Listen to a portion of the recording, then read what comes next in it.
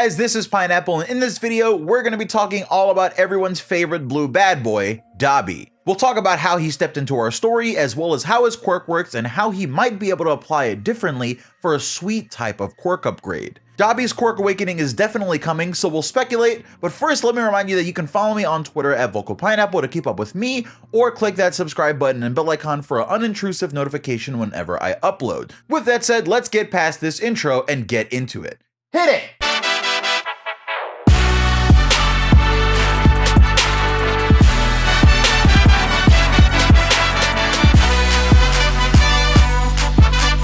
When you look at the Vanguard Action Squad, there are tons of threatening looking members. However, there is one that seems to quietly stand above the rest. Dabi is a young man with tons of visible body modification. He has segments of skin all over his body that are dark purple, wrinkled, and he itches here and there, so maybe these body parts are even itchy. He looks like a gross person to be around, but that's not the biggest reason to avoid Dabi. As far as villains go, Dabi has one of the more powerful quirks that we've seen so far in the series, even if his role in the story isn't seemingly as big as Shigaraki and some other villains.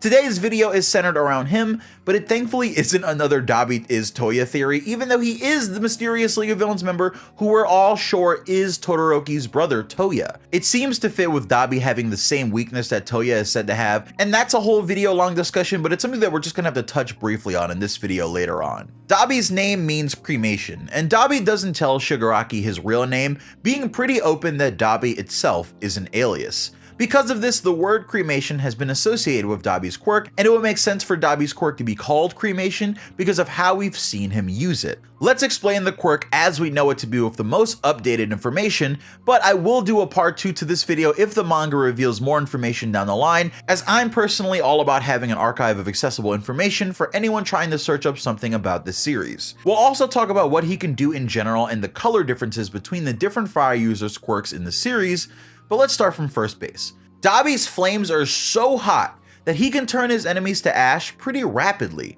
This means that Dabi can release flames on you and straight up kill you in seconds. Starting to see why he's one of the most necessary members of the Vanguard Action Squad?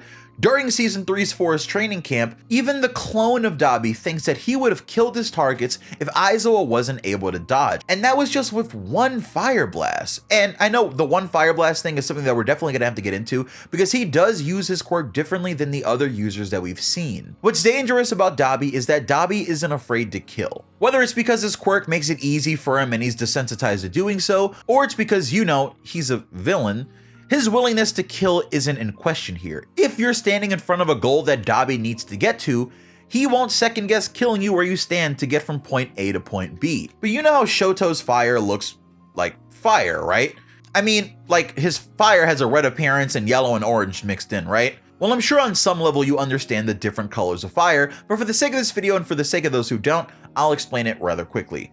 Fire is basically the result of a compound reaction between some fuel source and oxygen. Fire releases a certain amount of heat, but this heat causes different reactions that change the color of the flame visible as a result of that reaction. Hotter flames are white and cooler flames are closer to the reds. As the flames get hotter and the combustion gets more violent on the molecular level, flames turn from red to orange to yellow and then blue. Temperatures between 1112 and 1832 degrees Fahrenheit produce red flames like the ones that we've seen Todoroki using. However, to get to Dabi's intense blue flames, we've got to go all the way up to a shocking 5432 Fahrenheit. Sorry to everyone saying that I should be using Celsius, I'm a filthy American. Reading about this, I found out that the reason behind this change in color is that the energy emitted into the light comes in little packets called quanta. High frequency bluish light has high energy quanta, and low frequency reddish light has low energy quanta. Temperature measures how much thermal energy is available to go into vibrating particles and stuff like that,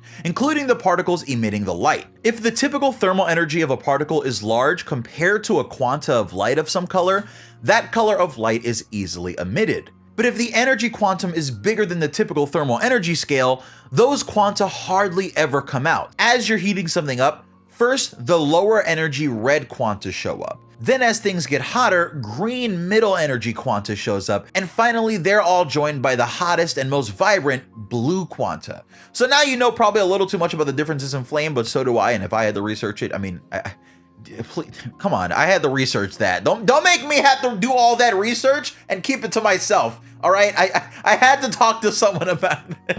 I had to talk to you about this, subs, because if not, imagine me keeping all that weird flame knowledge in my head to myself. I would have had to develop a flame quirk over the course of my life, because if not, like that, all of that would have gone to waste. So thank you for being the outlet for my weird obsession with now having to talk about flame. Maybe I'll set something on fire.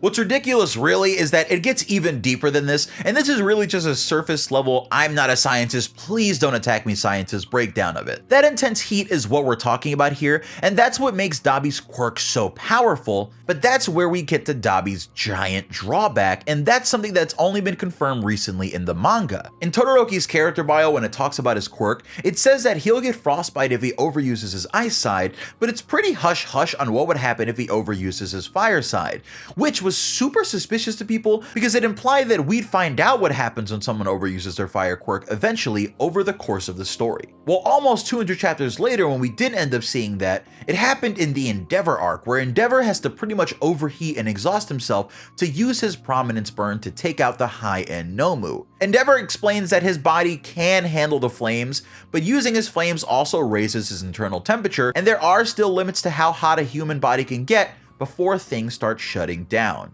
Your vision starts getting blurry and you basically start cooking. Now Endeavor says that he has children with the purpose of having a child that overcomes that weakness, but obviously that fusion of Ice Quirk user and Fire Quirk user didn't work out for Dabi. Endeavor explains to Shoto as a child that Toya Todoroki had flames that surpassed Endeavor's, but his body couldn't handle them, thanks to him sharing his mother's body type. In the current arc of My Hero Academia, while fighting a villain that uses an ice quirk, in the middle of arc where we're learning more and more about all of the villains and their backstories, and they're each getting powerful upgrades to their quirks, or at least how they use them, Dabi's opponent Apocrypha points out that Dabi can't use his quirk for an extended battle, or even like a flamethrower, because it's actually doing damage to him. Remember how I said that fire usually needs oxygen and a fuel source? Well, for Dabi, disgustingly, the fuel source seems to actually be his skin. His flames are so powerful and his skin is so weak to fire that when he uses his flames, it heats up and begins cooking his skin, leading to it becoming all scarred and rubbery like it has. Apocrypha says that it looks like his skin is stapled on because it's barely hanging on due to how rubbery it is. So Dabi's big weakness and drawback is that he can't handle having his flames on his body, and this leads to him possibly losing fights of attrition. He can use his quirk rather well despite his limitations, however he isn't matched up well against heroes like Aizawa that can shut his quirk down, because without it he's pretty useless. So now that we pretty much understand Dabi's quirk and what its drawbacks and weaknesses are, how could we get one of these wild quirk awakening type upgrades that the other characters are getting in the story?